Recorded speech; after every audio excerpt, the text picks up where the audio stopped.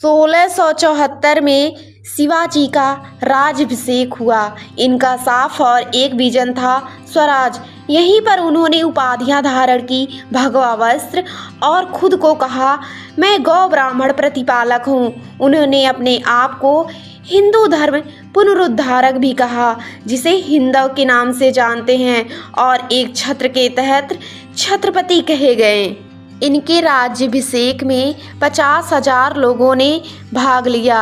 इनके राज्याभिषेक में हेनरी ऑक्सीडेन ने भाग लिया। अब ब्रिटिश इसलिए भाग लेता है क्योंकि जो जंजीरा का किला था उस पर शिवाजी कब्जा करना चाहते थे।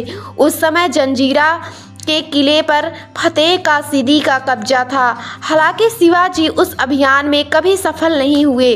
उस अभियान में उन्होंने अंग्रेज़ों से मदद मांगी थी और अपना एक डेलीगेशन भेजा था मुंबई अंग्रेज़ों से बात करने के लिए, जिससे उनका ब्रिटिश से भी संबंध बन गया। इनका राज्याभिषेक तो दो तरह से हुआ था, एक वैदिक विधि से, दूसरी तांत्रिक विधि से।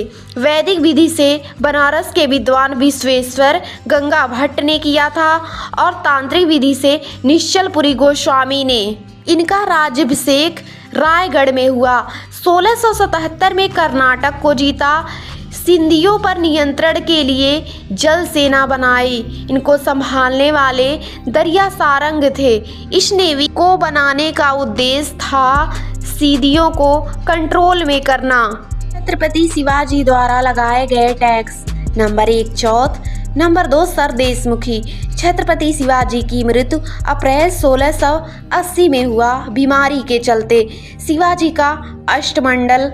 नंबर 1 पेशवा, जो प्रशासन का प्रमुख होता था। नंबर 2 शर-ए-नौबत, जिसको सेनापति बोलते थे। नंबर 3 मऊमदार, जिसको आमत्य भी कह सकते हैं, जो आय व्यय का लेखा जोखा रखता था। नंबर 4 वाक्यानवीस, गुप्तचर विभाग। नंबर 5 शुरनवीस, पत्राचार विभाग। नंबर 6 दवीर, विदेश मंत्री। नंबर 7 सदर, धार्मिक कार्य के लिए। नंबर 8 न्यायाधीश। पेशवा पद को छोड़कर अष्टप्रधान पद को खत्म कर दिया था संभाजी महाराज ने। शिवाजी की मृत्यु के बाद इन सभी अष्टप्रधान ने मिलकर राजा राम को गद्दी पर बिठाने के लिए एक मीटिंग बुलाई, लेकिन जिन लोगों को नहीं बुलाया गया था वो नाराज होकर संभाजी महाराज के पक्ष में आ गए और फाइनली संभाजी महाराज गद्दी पर बैठे। अब यहीं पर तुलना करके देखते हैं। छत्रपति शिवाजी महाराज एक ऐसे शासक थे जिनके बारे में उनसे असंतुष्ट इतिहासकार खफी खां भी उनके बारे में अच्छा लिखता है। अच्छे राजा होने के बावजूद कई इतिहासकार गलत लिख देते हैं। जैसे अकबर से असंतुष्ट इतिहासकार बदायूनी था। उसने अकबर के बारे में बहुत सारी चीज़ें लिखी। अगर मैं कहूँ कि आप किसी के कैरेक्टर को कैसे डिफाइन करेंगे, तब कहा जाएगा जब वह अच्छा पिता हो, अच्छा दोस्त हो, अच्छा मित्र हो। जब वह राजा हो जाए तो राजा कैसे डिसाइड करेंगे कि वह अपनी प्रजा का कितना ख्याल रखता है और उसकी प्रजा कितनी सुखी है। ये सभी गुण होते हैं और इन सभी गुणों में शिवाजी महाराज सुपीरियर थे। कुछ इतिहासकार उनके छवि को बेकार करने की कोशिश किए हैं, लेकिन सभी इतिहासकार इस बात का खंडन करते हैं। लेकिन उनके पुत्र जो थे संभाजी महाराज, जब वे गद्दी पर आए तो एक तो उन्होंने अपने भाई से साम्राज्य को नहीं बांटा और एक अपने पिता के आदर्शों का पालन नहीं किया।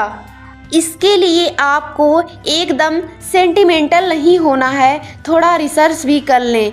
ये सब इनके इंटरनल कॉन्फ्लिक्ट थे। फाइनली संभाजी महाराज सेकेंड छत्रपति हुए।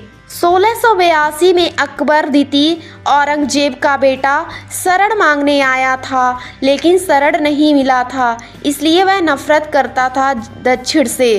प्रमुख सलाहकार कवि कलश थे। इनकी आंखें निकलवा ली थी औरंगजेब ने।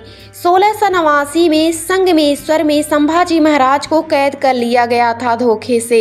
इनके साथ धोखा करने वाले मुकर्रब खान और इनके साले और जीजा गंगोजी शिर्के थे। इतिहास में इनकी हत्या को सबसे बर्बर हत्या माना जाता है। इनके शरीर को हर रोज़ प्रताड़ित किया गया और यह शर्त रखी गई कि इस्लाम को एक्सेप्ट कर ले, लेकिन इन्होंने नहीं किया। इन्होंने यह तक कह दिया था कि तुम मुझे नहीं मार रहे हो, मैं तुम्हें इतना पसंद आ गया हूँ क्या? अगर आ गया हूँ तो अपनी बेटी की शादी करा दो मुझसे। औरंगजेब इनके साथ सारी बर्बरता की सीमा पार कर दिया कि इनके मरने के बाद इनको ऐसे ही छोड़ दिया गया। संभाजी महाराज साहित्य में रुचि रखते थे। इनकी रचनाएं हैं बुधभूषण और नखशिख। 1689 में इनकी मृत्यु हो गई और इसके बाद गद्दी पर राजा राम बैठे और राजा राम तीसरे छत्रपति हुए।